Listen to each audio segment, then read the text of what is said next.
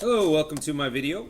In this video, I'm going to look at two types of modeling, mathematical modeling, and in this video, we're going to use a TI-84, and I'll show you how to put in some data into a TI-84 and use it to model some data and get a mathematical model and equation for what we're doing. So let's look at our first example here. The data below give a number of bacteria in millions found in a certain culture. So we have time and we have the number of bacteria in millions. We want to determine a mathematical model for these data. We want to use the model to determine the doubling time of the culture. So a doubling time is the time that it takes for the culture to double.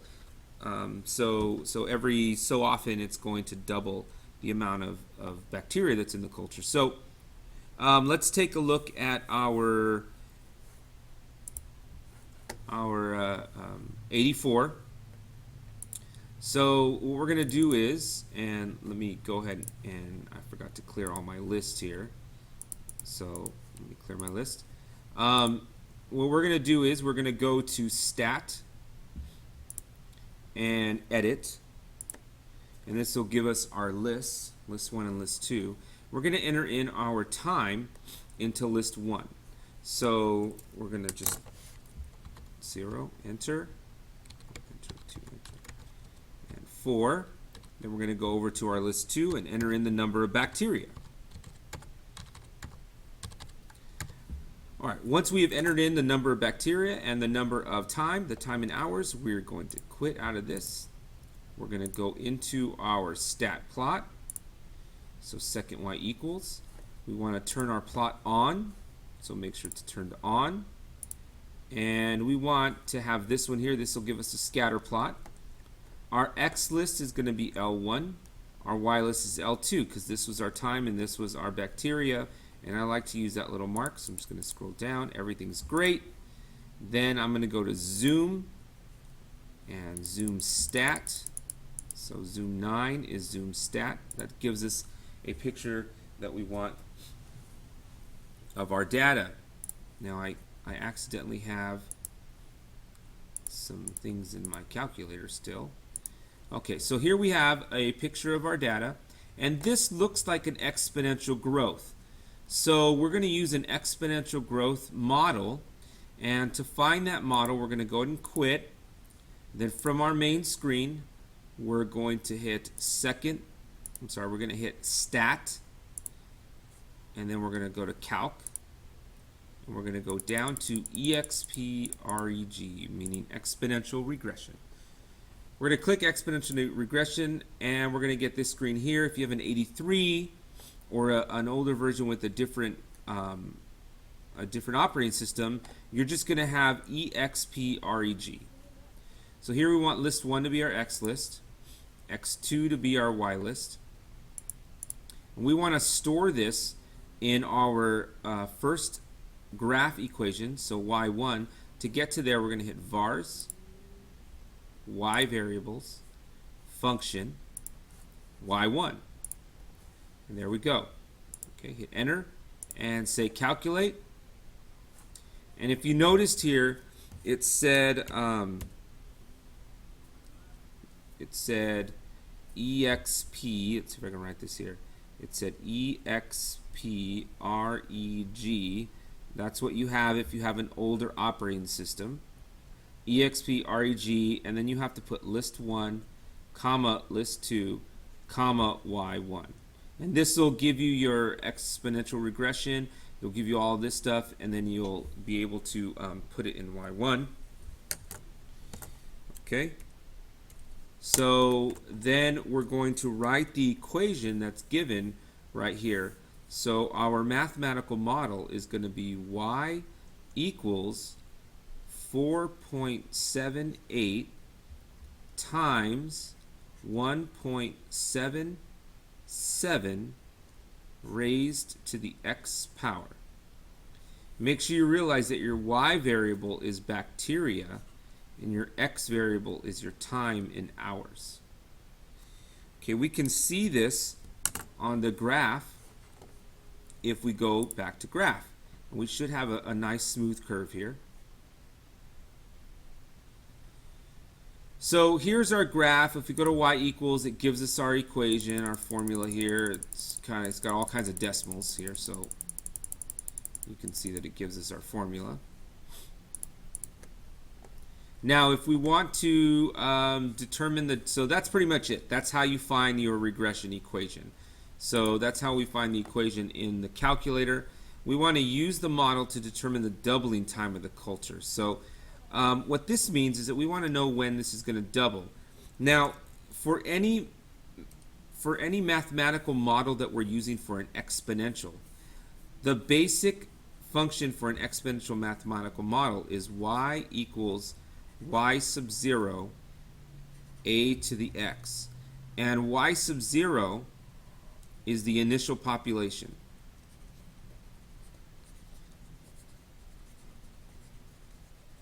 Now, sometimes we can change this to an e, and how we would change that to an e is that we would take this and we'd say y equals 4.78 raised to the e to the ln of 1.77x, and we would just calculate this right here.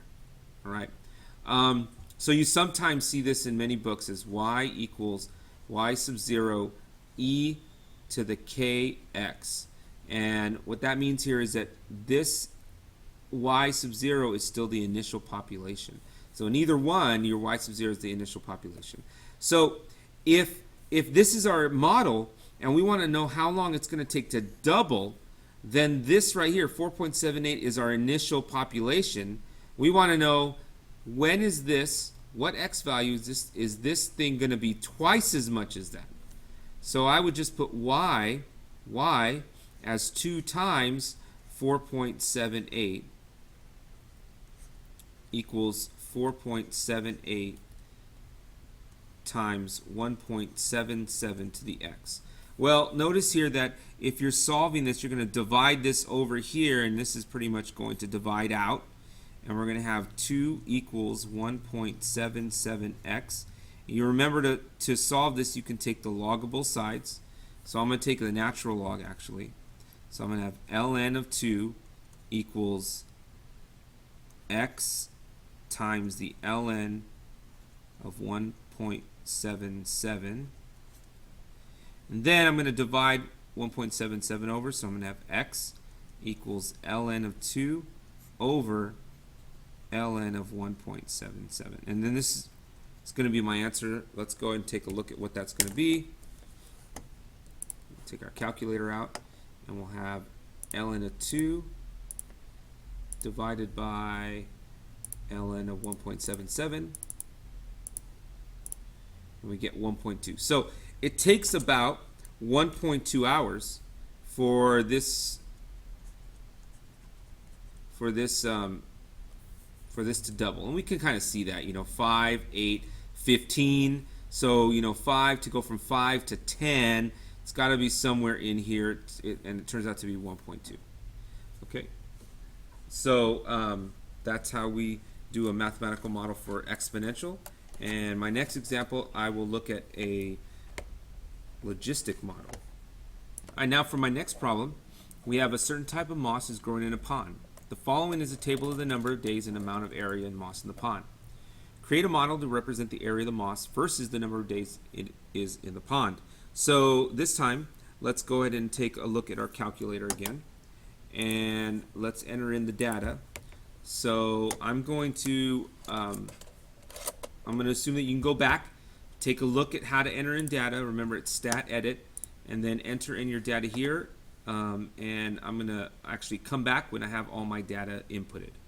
Okay, I have all my data in here, and notice that I put the time on the X L1, and I put the area on L2. Make sure you do that. Usually, I would say 9 times out of 10, your time is almost always going to be on your x-axis. So I like to do L1 as my x-axis. So now, go to my stat plot. Everything should be the same from before. So we're going to zoom 9, and there we go. And actually, I forgot to take out my exponential from my y equals. So I'll remember to do that next time. So let me clear that out here too. All right, so we've got our scatter plot. Notice here, our scatter plot starts out and then starts to increase a lot, and then it starts to taper off. Well, that's probably because our pond is finite. We only have a certain amount of room for our pond. Once the moss gets to the pond, once the moss covers the pond, then the moss isn't going to grow anymore. There's no place for the moss to grow. So we're not going to use an exponential growth, and exponential growth will keep going forever. So we got to use something else. So let's go to, we're going to go mode. I'm going to quit. I'm going to go stat, calc. And this time, we see that this is a logistic. Let me go back to my graph. And I just want you to take a look here. Notice that on this graph we have something. If you remember the 12 basic functions, you can see that this goes up and then starts to come back down. And that is a logistic model. And our logistic model is in the form of y equals a over b plus c times e to the kx. All right, so we're going to have all these different constants in here that are going to tell us something about this curve. Right now, I just want to show you how to get that curve. So let's go back to our calculator, and we're going to do that the same way we did the exponential. So stat, calc, logistic, and L1, L2 sounds great. Sounds great. Store in vars, y vars, function y1. Sounds great. Calculate for me. Okay, the calculator's taking a little bit of time here. And there we go. So in this, actually in our calculator here, notice it says c over 1 plus a e to the negative bx. So just to stay consistent with our calculator, let's go ahead and write that down. So we've got c over 1 plus a e to the negative bx. Okay, so we want to write the formula given these constants that it gives us. So y equals c is going to be 1015. We'll go 2 decimal places over 1 plus a is 19.98 times e to the negative 0.09x, and this is our logistic model. Okay, that's it. That's how you do it in the calculator, and we'll be going over what are we going to do with all this stuff. So we'll look at that in class. So talk to you soon. Bye-bye.